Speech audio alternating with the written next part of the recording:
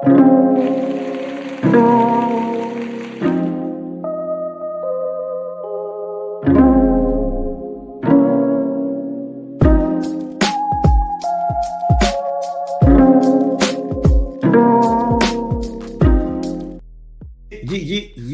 it's your boy Big Vern. You know what time it is.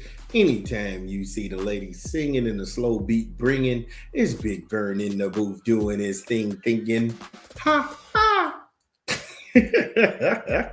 We had an action-packed show lined up for you today. Aaron Rodgers, he's not excited about what Yahoo Sports calls a revenge tour, meaning that he's going to have to play in preseason. He's already annoyed. He's not too thrilled to be playing with Mike McCarthy again. Find out our thoughts on that. Then we went to the land of Detroit, where Jahmyr Gibbs is playing in these people's face. He's playing in these people's face. He's in a holding situation. He says it's not about the money. He says it's not contract related. They asked him when he's going to come back. He said time will tell. And then when he said, what is this about? I don't know. What? Yeah, check that segment out. Then we pivoted. We talked some 49er football. Ricky Parcell, he's got season-ending surgery on his PCL injury in his knee. And he's going to be gone from anywhere from 6 to 12 months. I asked the question, is this the time John Lynch waves a white flag? Him and Brandon Ayuk, they agreed to not loathe each other and then get beyond this so the 49ers could possibly play in the Super Bowl. Then we took a trip to Big D, Dallas. You've got Princeton Fant. He got carted off for a knee injury. The Dallas Cowboys, they don't seem too broke up about having tight ends. They've got depth at that position. However, I don't know if he can get that same production out of the reserves as they got from Fant. Make sure you check that out. Then Psycho Will Levis. He says 32 quarterbacks in the NFL aren't better than him, and he's a goddamn lie. Make sure you check that out. Which brings us to Duke, the Duke Invitational on Amazon Prime Video. Just what happened and why Texas Tech, they slid in. We'll go over it when we get back on the other side of the content. It's your boy Big Vern. What up? It's your boy Big Vern coming to you live from the App Stupid Studios. And we pushing a new rap album this month. Dave East and Harry Fraud, The Prince of Pain, in stores now. Get it where you legally consume music, whether it be Apple Music, Google Play, or Spotify. My personal favorite on the track is Hot Peas and Butter with AZ. Man, AZ still got it. Oh my goodness, that track was crazy. Minding My Business, Follow My Lead with Snoop Dogg. Ooh, wee. Man, that song is dope too. Harry Fraud is probably one of the most underrated producers in the game. Alley Oop with Styles P. Man, yo, that one right there is my song. I had to listen to that like 3 times. Thirsty and Stay With Me. The Prince of Pain, Dave East and Harry Fraud. In stores now. Shout out to Dave East and Harry Fraud doing their thing. We thought it was dope. Make sure you go and get the project. So this was supposed to be Duke versus Michigan. And that game fell apart. And it was going to take place in the Marlins Stadium.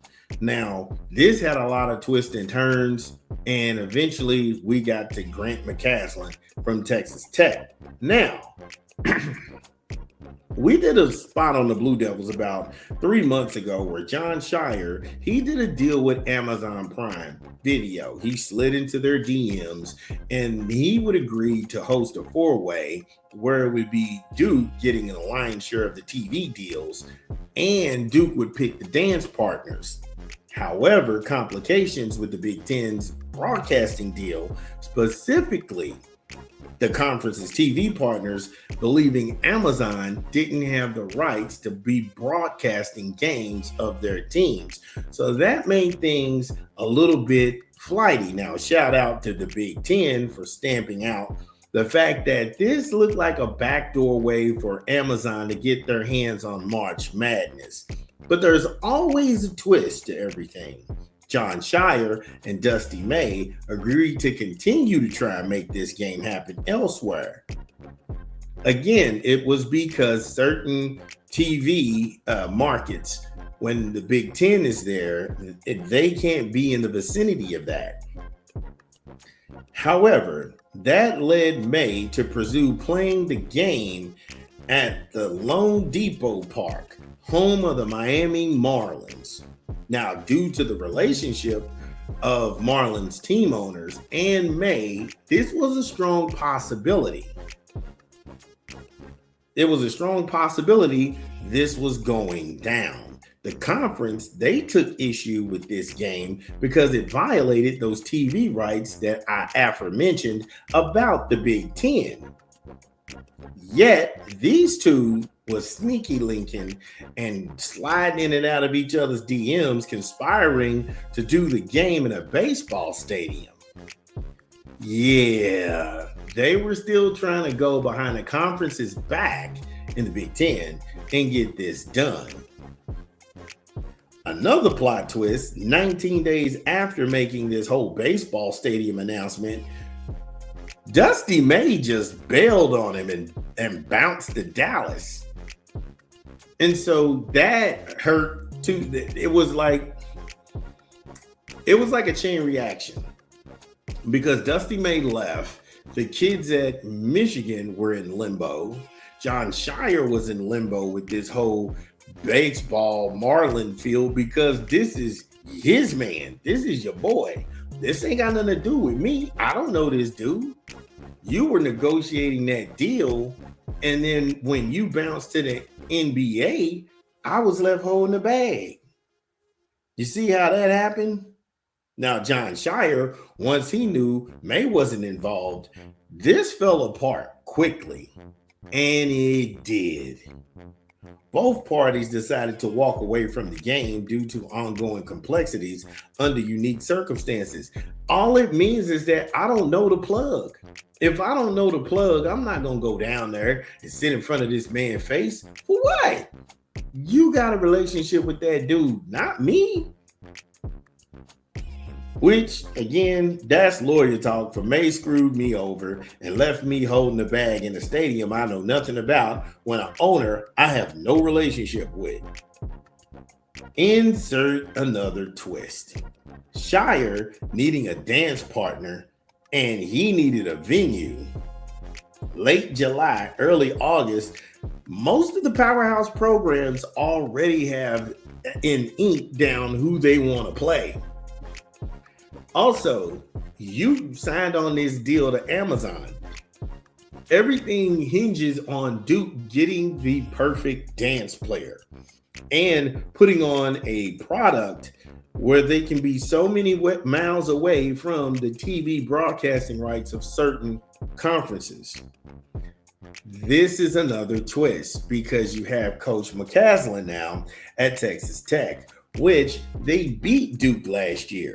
So it was almost perfect that McCasland comes in to save a deal that Scheyer had done. Dusty May had blew up and he made something out of nothing. Now Duke is going to get the lion's share of all of these games in this four-way.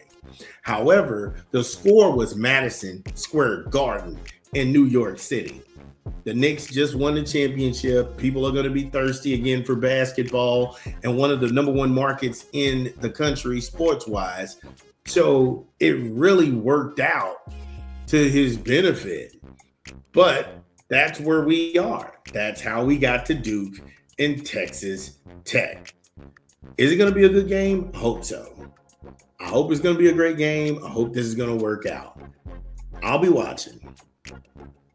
That's the show. I love everybody. Dun, dun, dun, dun.